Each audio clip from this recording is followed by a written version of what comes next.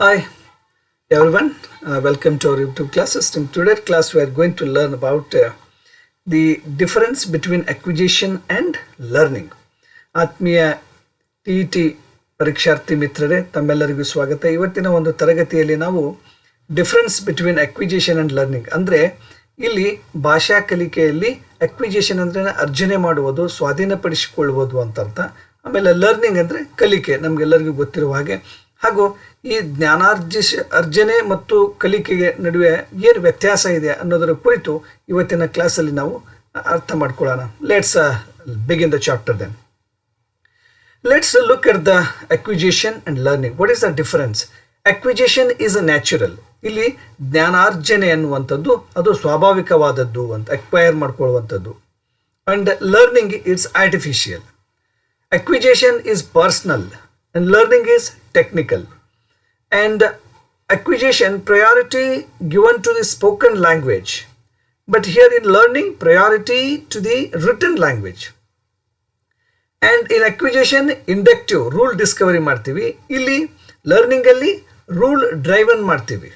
Okay, already ಇರ್ತಕ್ಕಂಥ ರೂಲ್ಸನ್ನು use ಮಾಡಿಕೊಂಡು ಹೇಗೆ ಯೂಸ್ ಮಾಡುವುದು ಅಂತ ಅದನ್ನು ನಮ್ಮ ಡೇ ಟು ಡೇ ಕಮ್ಯುನಿಕೇಷನಲ್ಲಿ ಯಾವ ರೀತಿ ಅದನ್ನು ಬಳಸ್ಬೋದು ಅನ್ನೋದು ಕುರಿತು ಅದರಲ್ಲಿ ವಿಚಾರ ಮಾಡ್ತೀವಿ. And here learner centred activity, ಅಕ್ವಿಜಿಷನಲ್ಲಿ ಕಲಿಯುವಂಥ ಮೂಲ ವ್ಯಕ್ತಿ ಕೇಂದ್ರೀಕೃತವಾಗಿರ್ತದೆ. ಇಲ್ಲಿ ಪ್ರೀಸೆಟ್ ಸಿಲೆಬಸ್ ಇರ್ತದೆ, ಇದನ್ನೇ ಕಲಿಬೇಕು, ಇಷ್ಟೇ ಕಲಿಬೇಕು ಅಂತೇಳಿ. ಲರ್ನಿಂಗಲ್ಲಿ ಪ್ರೀಸೆಟ್ ಸಿಲೆಬಸ್ ಇರ್ತದೆ. ಇಲ್ಲಿ ಅಕ್ವಿಜಿಷನಲ್ಲಿ no translated, that is no L1 in the sense mother tongue. ಅಂದರೆ ಅಕ್ವಿಜಿಷನಲ್ಲಿ ಅಂದರೆ ಮಾತೃಭಾಷೆ ಕಲಿಕೆಯಲ್ಲಿ ಬೇರೆ ಭಾಷೆ ಯಾವುದೇ ಒಂದು ಸಹಾಯಕತೆ ಬೀಳೋದಿಲ್ಲ. ಆದರೆ ಲರ್ನಿಂಗಲ್ಲಿ ನಾವು ಒಂದು ಫಾರಿನ್ ಲ್ಯಾಂಗ್ವೇಜನ್ನು, ಬೇರೆ ಲ್ಯಾಂಗ್ವೇಜನ್ನು ಕಲಿಬೇಕಾದ್ರೆ ನಮ್ಮ ಮಾತೃಭಾಷೆಯ ಸಹಾಯದಿಂದ ಅದನ್ನು ಕಲಿಬಹುದು ಅಂತ year. Okay, and activities focus on communication. ಇಲ್ಲಿ ಅಕ್ವಿಜಿಷನಲ್ಲಿ ಎಲ್ಲ ಆಕ್ಟಿವಿಟೀಸ್ ಏನು ಮಾಡ್ತೇವೆ ಅಂತಂದರೆ ನಾವು ಮಾಡ್ತಕ್ಕಂಥ ಸಂವಹನದ ಮೇಲೆ ಕೇಂದ್ರೀಕೃತವಾಗಿರ್ತವೆ. ಇಲ್ಲಿ focus on forms. Okay, and produces ability, ಇಲ್ಲಿ ಸಾಮರ್ಥ್ಯಗಳನ್ನು ಉತ್ಪತ್ತಿ ಮಾಡುತ್ತೆ, ವೃದ್ಧಿಸುತ್ತೆ. ಇಲ್ಲಿ ಪ್ರೊಡ್ಯೂಸಸ್ ನಾಲೆಜ್, ಕಲಿಕೆಯಲ್ಲಿ ಕೇವಲ ನಾವು ಜ್ಞಾನವನ್ನು ಸಂಪಾದನೆ ಮಾಡ್ಬೋದು. ಇಲ್ಲಿ acquisition is one very important and thing is the acquisition is a subconscious ಅಂತಂದ್ರೆ ಅಂದರೆ ನಮಗೆ ಗೊತ್ತಿಲ್ಲದ ಹಾಗೆ ಆ ಒಂದು ಅಕ್ವಿಜಿಷನ್ ಜ್ಞಾನಾರ್ಜನೆ ಆಗ್ತಾ ಇರ್ತದೆ. ಇಲ್ಲಿ ಲರ್ನಿಂಗಲ್ಲಿ ಕಾನ್ಸಿಯಸ್ ಸ್ಟೇಜಲ್ಲಿ ನಮಗೆ ಗೊತ್ತಿರ್ತದೆ, ಆ ಗೊತ್ತಿದ್ದು ನಾವು ಕಾನ್ಸಿಯಸ್ ಸ್ಟೇಜಲ್ಲಿ ಕಲಿಕೆಯನ್ನು ಮಾಡ್ತಾ ಇರ್ತೀವಿ ಅಂತ. Let's move on to the then what is learning and acquisition? Learning is a language, usually a process of formal education, when the educator uses formal teaching methodology and gives the students instructions facilitating their understanding of the rules related to a particular language. When it comes to the teaching and learning process, teachers focus more on emphasizing the form of language rather than focusing on a particular text. Therefore, when it comes to learning, the teacher can be busy explaining the grammar rules to the students while students are busy in trying to comprehend those grammatical rules and structures. ಕಲಿಕೆಯಲ್ಲಿ ತನ್ನದೇ ಆದಂಥ ಒಂದಿಷ್ಟು certain rules ಇರ್ತವೆ. ಭಾಷಾ ಕಲಿಕೆಯಲ್ಲಿ ಒಂದಿಷ್ಟು ವ್ಯಾಕರಣಾಂಶಗಳನ್ನು ಕಲಿಬೇಕು, ಸ್ಟ್ರಕ್ಚರ್ಸನ್ನು ಕಲಿಬೇಕು. ಸೊ ಇಲ್ಲಿ ರೀತಿ ನಿಬಂಧನೆಗೆ ಒಳಪಟ್ಟು ಭಾಷೆ ಕಲಿಕೆ ಒಳಪಡ್ತದೆ. ಆದರೆ ಅಕ್ವಿಜಿಷನಲ್ಲಿ like as we learn our mother tongue, ನಾವು ಬಾಲ್ಯದಲ್ಲಿದ್ದಾಗ ಹೇಗೆ ನಮ್ಮ ಮಾತೃಭಾಷೆಯನ್ನು ನಾವು ಜ್ಞಾನಾರ್ಜನೆ ಮಾಡಿದ್ವಿ, ಮಾತೃಭಾಷೆಯನ್ನು ಕಲಿಬೇಕಾದ್ರೆ ಯಾವುದೇ ನಾವು ವ್ಯಾಕರಣ ಪುಸ್ತಕಗಳನ್ನು ಓದಲಿಲ್ಲ, ಯಾವುದೇ ವ್ಯಾಕರಣ ನಿಯಮಗಳನ್ನು ಪಾಲಿಸಲಿಲ್ಲ. ಅದು ತನ್ನಷ್ಟಕ್ಕೆ ತಾನೇ ಸರಳವಾಗಿ, ಸ್ವಾಭಾವಿಕವಾಗಿ, ನಿಸರ್ಗದತ್ತವಾಗಿ ಹೇಗೆ ನಮಗೆ ಆ ಭಾಷೆ ಕಲ್ತ್ವಿ, ಆ ರೀತಿ ಅಕ್ವಿಜಿಷನ್ ಅಲ್ಲಿ ಹ್ಯಾಪನ್ ಆಗುತ್ತೆ. The acquisition of language is a non-conscious or subconscious, we can say.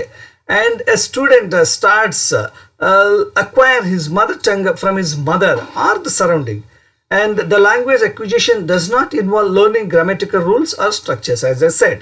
Okay, ಇಲ್ಲಿ ತಾಯಿಯಿಂದ ಮತ್ತು ನಮಗೆ ಸಂಬಂಧಪಟ್ಟಿರತಕ್ಕಂಥ ನಾವು ಈ ಭಾಷೆಯನ್ನು ಕಲ್ತಿರ್ತೀವಿ. ಇಲ್ಲಿ ಯಾವುದೇ ರೀತಿಯ ಗ್ರಾಮೆಟಿಕಲ್ ರೂಲ್ಸ್ ಆಗಲಿ ಸ್ಟ್ರಕ್ಚರ್ಸ್ ಆಗಲಿ ಫಾಲೋ ಮಾಡೋದಿಲ್ಲ.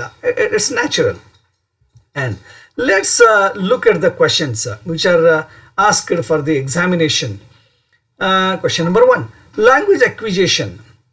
It refers to the process of learning a native or a second language because of the innate capacity of the human brain.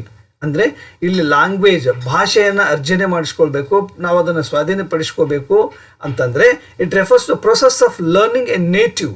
ನಮ್ಮ ಮಾತೃಭಾಷೆ ಸ್ವಂತ ಭಾಷೆ ಏನಿರುತ್ತೆ ಆ ಭಾಷೆಯನ್ನು ಕಲಿಬೇಕಾದ್ರೆ ನಮ್ಮಲ್ಲಿ ಒಂದು innate capacity means which exist since birth, ನಮ್ಮ ಹುಟ್ಟಿನಿಂದ ನಮ್ಮಲ್ಲಿ ಒಂದು ನಮಗೆ ಗೊತ್ತಿಲ್ಲದೆ ಇರ್ತಕ್ಕಂಥ ಭಾಷೆಯನ್ನು ಕಲಿತಕ್ಕಂಥ ಸಾಮರ್ಥ್ಯ ಇರುತ್ತೆ ಮನುಷ್ಯನ ಒಂದು ಬ್ರೈನಿಗೆ. ಅದರ ಸಹಾಯದಿಂದ ನಾವು ಲ್ಯಾಂಗ್ವೇಜನ್ನು ಅಕ್ವೈರ್ ಮಾಡ್ಕೋಬೋದು, ಅಕ್ವಿಜೇಷನ್ ಮಾಡ್ಕೋಬೋದು ಅಂತ. And this question is asked in CTET November 2012. And which observation supports Noam Chomsky's idea about language acquisition? Here, children's language development follows a similar pattern across cultures. The stages of language development occur at about the same ages in most children, and children acquire language quickly and effortlessly. All of these are the right one, so automatically the option D is the right answer for this. And this question is asked in the year 2013. And let's move on to the question number 3. Providing students can encourage second language acquisition dash means providing students the opportunity to voice their opinions and to problem solve in the target language. Okay, ಅಂದರೆ ಮಗುವಿಗೆ ನಾವು ಬಹಳಷ್ಟು ಅವಕಾಶಗಳನ್ನು ಕೊಟ್ಟಾಗ ತಮ್ಮ ಅಭಿಪ್ರಾಯಗಳನ್ನು ವ್ಯಕ್ತಪಡಿಸಲಿಕ್ಕೆ ಅವರ ಸಮಸ್ಯೆಯನ್ನು ಬಗೆಹರಿಸಲಿಕ್ಕೆ ನಾವು ಸಹಾಯ ಮಾಡಿದರೆ ಯಾವುದರಲ್ಲಿ target ಲ್ಯಾಂಗ್ವೇಜಲ್ಲಿ the language which we are going to teach them, then we have to speak maximum, we have to use that language so that they can learn it easily. And the poverty of stimulus with respect to language acquisition among young children implies that they would need more stimulus at home for learning. ಅಂದರೆ ಇಲ್ಲಿ ಬಡತನ ಮಕ್ಕಳಿಗೆ ಒಂದು ಭಾಷೆಯನ್ನು ಅರ್ಜನೆ ಮಾಡಿಕೊಳ್ಳುವ ಸಂದರ್ಭದಲ್ಲಿ ಅದು ಮಕ್ಕಳಲ್ಲಿ ಒಂದಿಷ್ಟು ಸಮಸ್ಯೆಯನ್ನು ಮೂಡಿಸುತ್ತೆ. ಅದಕ್ಕೆ ಪರಿಹಾರ ಏನು ಅಂತಂದರೆ ನೀಡ್ ಮೋರ್ ಸ್ಟಿಮ್ಯುಲಸ್, ಮನೆಯಲ್ಲಿ ಮಗುವಿಗೆ ಭಾಳಷ್ಟು ಒಂದು ಪ್ರಚೋದನೆ ಓಕೆ ಮಗುವಿಗೆ ಪೇರೆಂಟ್ಸಿಂದ ಅಲ್ಲಿ ಸಂಬಂಧಪಟ್ಟವರಿಂದ ಒಂದಿಷ್ಟು ಪ್ರೇರಣೆ ಸಿಗಬೇಕು ಅಂತ. Okay, and learning a language involves the process of listening, speaking, reading and writing. These processes involve both the linguistics aspects as well as the psychological aspects. ಅಂದರೆ ಇಲ್ಲಿ ಲ್ಯಾಂಗ್ವೇಜ್ ಲರ್ನಿಂಗ್ ಇನ್ವಾಲ್ವ್ಸ್ ಒಂದು ಭಾಷಾ ಕಲಿಕೆ ಏನನ್ನು ಒಳಗೊಂಡಿರ್ತದೆ LSRW. ಓಕೆ, ಆ LSRW linguistic aspect ಇಂದನೂ ಹೌದು, psychological aspect ಇಂದ ಹೌದು, both A and B. And the concept that is defined as an instinctive mental capacity which enables an infant to acquire and produce knowledge is innateness. ಇಲ್ಲಿ ಒಂದು ಮಗುವಿಗೆ ತನ್ನ ಒಂದು ಮಾನಸಿಕ ಸಾಮರ್ಥ್ಯಕ್ಕೆ ಅನುಗುಣವಾಗಿ ಬಾಲ್ಯದಲ್ಲಿನೇ ಒಂದು ಶಿಶುವಸ್ಥೆಯಲ್ಲಿನೇ ಮಗು ಆ ಭಾಷೆಯನ್ನು ಅಕ್ವೈರ್ ಮಾಡಿಕೊಳ್ಳುತ್ತೆ. ಅದು ಹೇಗೆ ಅಂತಂದರೆ because it has A one special character that existed since birth of the child. ಅಂದರೆ ಮಗುವಿಗೆ ತನ್ನ ಹುಟ್ಟಿನಿಂದ ಒಂದು ವಿಶೇಷವಾದಂಥ ಹೆರಿಡಿಟರಿ ಜೆನೆಟಿಕ್ ಒಂದು ಅಡ್ವಾಂಟೇಜ್ ಇರ್ತದೆ. ಆ ಒಂದು ಅಡ್ವಾಂಟೇಜ್ ವಿಶೇಷ ಸಾಮರ್ಥ್ಯವನ್ನು ಬಳಸಿಕೊಂಡು ಮಗು ಇವರೆಲ್ಲ ಭಾಷೆಯನ್ನು ಕಲೀಲಿಕ್ಕೆ ಈಸಿ ಆಗುತ್ತೆ ಅಂತ. That this Noam Chomsky, he recommended this one. He said that innateness helps the students or the learners to learn any language. And according to language acquisition theory, when there is a lack of sufficient information in the language input, there is a universal grammar that applies to all. That is the human language. ಅಂದರೆ ಇಲ್ಲಿ ಮನುಷ್ಯ ಯಾವುದೇ ಭಾಷೆಯನ್ನು ಆಡಲಿಕ್ಕೆ ಬರದೇ ಇದ್ದಾಗ ಆದರೆ ಎಲ್ಲ ಮನುಷ್ಯರು ಮಾತನಾಡ್ತಕ್ಕಂಥ ಒಂದು ಯೂನಿವರ್ಸಲ್ ಗ್ರಾಮರ್ ಇದೆ. ಅದು ಏನು ಅಂತಂದರೆ ಮಾನವನ ಭಾಷೆ, ಮಾನವೀಯ ಭಾಷೆ, ಅದು ಎಲ್ಲರೂ ಕೂಡ ಅರ್ಥ ಮಾಡ್ಕೊಳ್ತಕ್ಕಂಥದ್ದು just by showing the gestures so that every human being they will understand what is the language is about, what is asking about, what you wanted to convey the message anta. Then the language acquisition is the process by which we learn to communicate in meaningful ways. ಇಲ್ಲಿ ನಮಗೆ ಭಾಷೆ ಅದ್ಭುತವಾಗಿ ಅರ್ಜನೆ ಆಗಿದ್ದರೆ, ಅದನ್ನು ನಾವು ಸ್ವಾಧೀನಪಡಿಸ್ಕೊಂಡಿದ್ರೆ, ಆ subject ಬಗ್ಗೆ ಮಾಸ್ಟ್ರಿಯನ್ನು ಹೊಂದಿದರೆ ನಾವು ನಿರರ್ಗಳವಾಗಿ ಅತ್ಯಂತ ಪರಿಣಾಮಕಾರಿಯಾಗಿ ಕಮ್ಯುನಿಕೇಷನನ್ನು ಅರ್ಥಪೂರ್ಣವಾಗಿ ಮಾಡ್ಬೋದು ಅಂತ. And Which of the following is not an example of language acquisition from a behaviorist perspective? Here, the behaviorist perspective is that babies are born with an innate ability to learn language. As I said in the earlier question, ಇಲ್ಲಿ ಮಗು ಹುಟ್ಟಿನಿಂದ ಒಂದಿಷ್ಟು ಕೆಪಾಸಿಟಿಯನ್ನು special genetic character ಅನ್ನು ಪಡೆದಿರುತ್ತೆ. ಆ use of that ability it learns any language.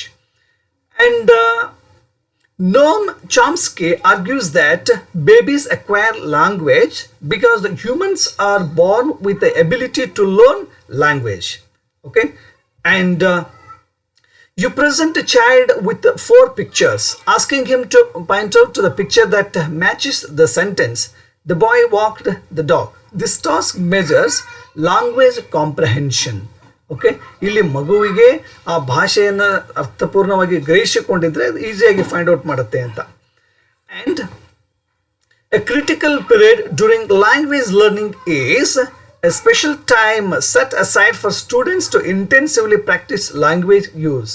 Okay, the critical period during language learning, ಇಲ್ಲಿ ಒಂದು ಅತ್ಯಂತ ಕ್ಲಿಷ್ಟಕರವಾದಂಥ ಸಮಯ ಯಾವುದು ಭಾಷೆ ಕಲಿಯುವಂಥ ಸಂದರ್ಭದಲ್ಲಿ ಅಂದರೆ special time set aside for students to intensively of practice language use. ಕಲಿತಿರ್ತಕ್ಕಂಥ ಭಾಷೆಯನ್ನು ಪ್ರಾಯೋಗಿಕವಾಗಿ ಮಗು ಬಳಸಬೇಕು. That is somewhat challenge for the students ಅಂತ. E-learning refers to use of electronic media and information and communication technologies. E-learning refers ಅಂದರೆ ಇಲ್ಲಿ ಈ ಸದ್ಯ ಎಲೆಕ್ಟ್ರಾನಿಕ್ ಮೀಡಿಯಾ ಮತ್ತು ಇನ್ಫಾರ್ಮೇಷನ್ ಆ್ಯಂಡ್ ಕಮ್ಯುನಿಕೇಷನ್ ಏನೋ ತಂತ್ರಗಳನ್ನು ಉಪಯೋಗಿಸಿಕೊಂಡು ನಾವೇನು ಕಲಿತಾ ಇದ್ದೀವಿ. Like we are using mobiles, we are using YouTubes, we are using laptops, we are using internet. These are all the e-learning sources. Okay, and one of the reasons for the failure in communication is poor listening. One who is a good listener is a good learner, we can say. And if he listens it 100%, he will never fail in communicating effectively. But when it comes to the failure in communication means it clearly indicates that he is very poor in listening. And children observe most of the credit for the language that they acquire. This observation implies that in modern classrooms, the teacher establishes the task and supports or facilitates learning. Children deserve most of the credit for the language that they acquire. ಮಗು ಭಾಷೆಯನ್ನು ಕಲಿಯುವಂಥ ಸಂದರ್ಭದಲ್ಲಿ ಅದಕ್ಕೆ ಒಂದಿಷ್ಟು ಪ್ರೋತ್ಸಾಹ ಸಿಗಬೇಕು, ಹೊಗಳಿಕೆ ಸಿಗಬೇಕು. The teacher establishes the task and supports for facilitates learning. ಯಾವಾಗ ಶಿಕ್ಷಕ ಆ ಮಗುವಿನ ಜೊತೆ ಒಂದು ಎಸ್ಟಾಬ್ಲಿಷ್ಮೆಂಟ್ ಮಾಡ್ತಾನೆ, ಫೆಸಿಲಿಟೇಟ್ ಮಾಡುವಂಥ ಸಂದರ್ಭದಲ್ಲಿ ಸಪೋರ್ಟ್ ಸಿಗಬೇಕು ಅಂತ. And which of the following resources will help to break down communication carriers and enable children to study and learn in both L1 and L2. Here the multilingual ಅಂದರೆ ಮಗು ದ್ವಿಭಾಷೆಯನ್ನು ಬಳಸುವುದರ ಮುಖಾಂತರ we can L1, that is the mother tongue, and as well as the another language we can learn. And students learning a language often lack of confidence when speaking due to the language's unique pronunciation rules. One way to overcome this problem is using game-like activities which require oral interaction in the classroom. Suppose if students are facing the problem of lacking confidence when they speak to the others in pronunciation, they have to overcome by using the game like the oral. Ask them to give more and more oral interactions in the class so that they can avoid it easily and they will imitate and learn it. Then learning a new language, often puberty leads to of a foreign language. Here learning a new language after puberty. Puberty means the adolescence age. Okay, ಇಲ್ಲಿ ಒಬ್ಬ ವಿದ್ಯಾರ್ಥಿ ತನ್ನ ಒಂದು ವಯಸ್ಕತನಕ್ಕೆ adolescent ಏಜ್ಗೆ ಹೋದಾಗ ಆ ಭಾಷೆಯನ್ನು ಕಲಿಬೇಕಾದ್ರೆ ಆ ಭಾಷೆ ಭಾಳ ಕಷ್ಟ ಆಗುತ್ತೆ. ಅಂದರೆ ಮಗು ಇದ್ದಾಗ ಯಾವುದೇ ಭಾಷೆಯನ್ನು ಈಸಿಯಾಗಿ ಕಲ್ತ್ಬಿಡ್ತೀವಿ. ಅದೇ 18-20 ಪ್ಲಸ್ ಇಯರ್ಸ್ ಆದ ನಂತರ ಒಂದು ಭಾಷೆಯನ್ನು ಕಲಿಬೇಕಾದ್ರೆ somewhat we face difficulties. Okay, that is difficulty in acquisition. ಆ ಜ್ಞಾನ ಅರ್ಜನೆ ಮಾಡ್ಕೊಳ್ಳೋದ್ರಲ್ಲಿ ಒಂದಿಷ್ಟು ಕಠಿಣತೆ ಉಂಟಾಗುತ್ತೆ. As we are all struggling to understand English very easily and very fast.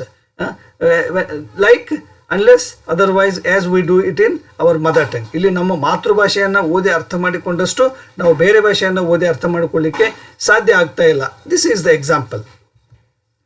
And dash refers to an unconscious process that involves the naturalistic development of language proficiency through understanding language and through using language for meaningful communication.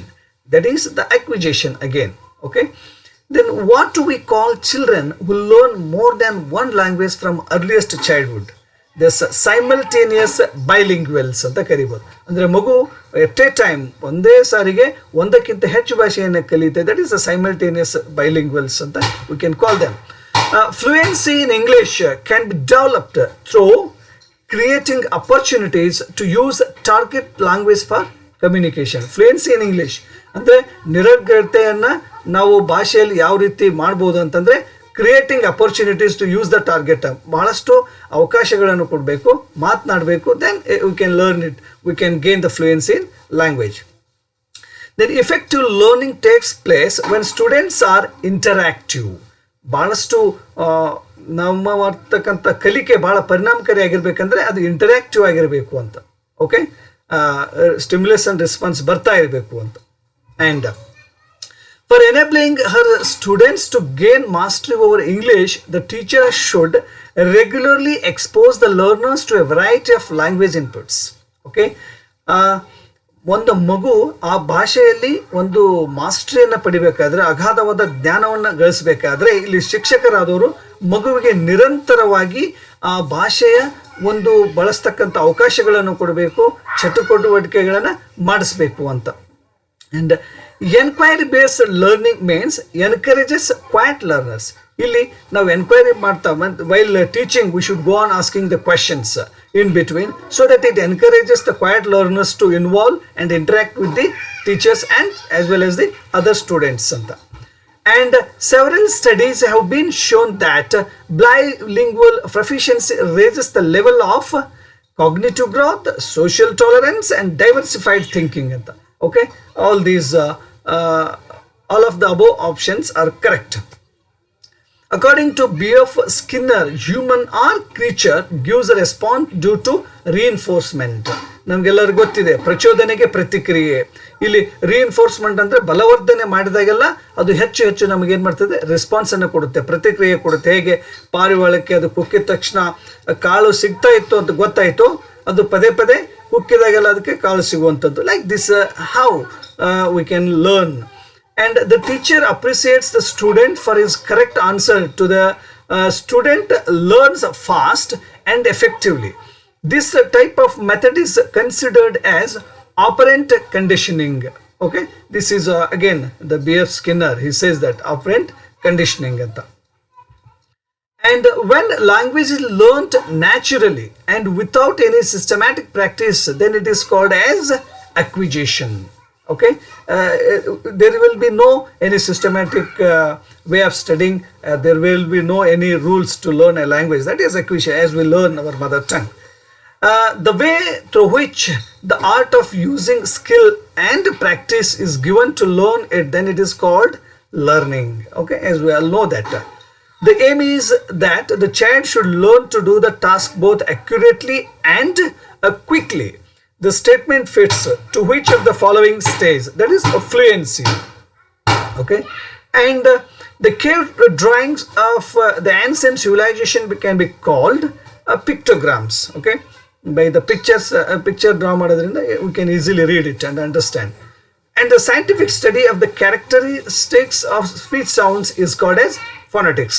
Okay, with this I would like to conclude today's session.